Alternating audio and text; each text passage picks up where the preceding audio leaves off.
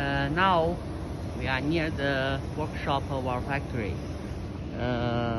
In the left side, the first one is for the bare conductor stranding, and this one, the second one, is for the cable extrusion of the insulation and outer sheaths, and the third one over there, this is also for the insulated cable production.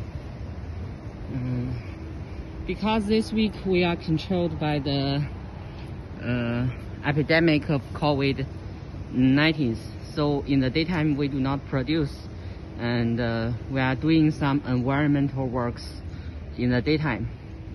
And here is the extrusion production line of the cables. Over there you can see the raw material for the copper and PVC XLP insulation. This is also for the wire extrusion production line.